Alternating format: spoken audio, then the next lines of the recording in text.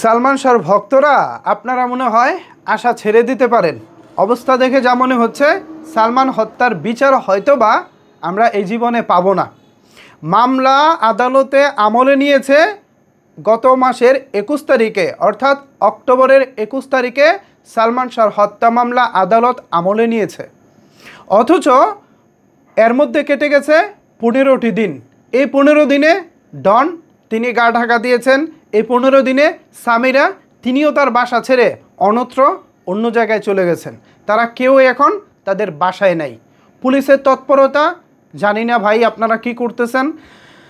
গোয়েন্দা সংস্থা ভাই আপনারা চাইলে তো যে কোনো আসামিকে রাতারাতি 24 ঘন্টা কেন 12 ঘন্টায় আপনারা ধরতে পারেন। বর্তমান ভাই টেকনোলজির যুগ।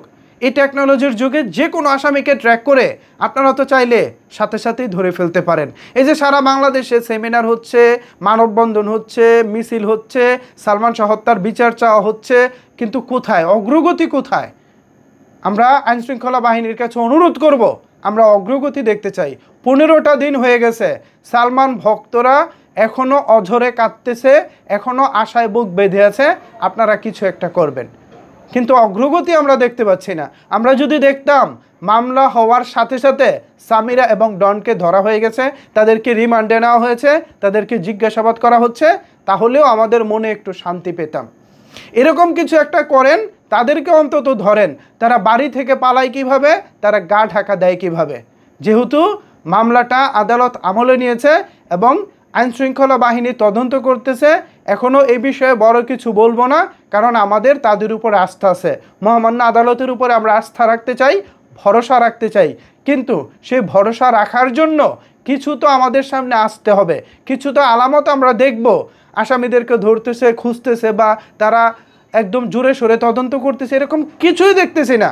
দু হাত জোর করে অনুরোধ করতেছি, আইনশৃঙ্খলা বাহিনী যারা আছেন, সালমান শাহর হত্যা মামলা যারা তদন্ত করতেছেন, প্লিজ সামিরা এবং ডনকে ধরুন। আমরা আশা হারাতে চাই না, আমরা আশা রাখতে চাই, আমরা আইনের প্রতি শ্রদ্ধাশীল, আমরা আইনকে বিশ্বাস করতে চাই। সে বিশ্বাসের মর্যাদা একমাত্র আইনশৃঙ্খলা রক্ষাকারী বাহিনী দিতে পারে। সো সালমান শাহ হত্যার সাথে যারা জড়িত তাদেরকে প্লিজ দয়া করে ধরুন ধরুন ধরুন। তারা গা ঢাকা দিচ্ছে, একের পর এক তারা পালিয়ে যাচ্ছে, সালমান শাহ ভক্তরা একের পর এক মানববন্ধন করতেছে, এসব করেও তো তারা আসলে কোনো কিছুই পাচ্ছে না। এখনও যদি আমরা এর সঠিক বিচার না পাই তাইলে আর কবে পাবো? বর্তমানে অন্তর্বর্তীকালীন সরকার চলছে, এই সরকারের সময় আমরা সবাইকেই দেখছি কম বেশি বিচার পাচ্ছে।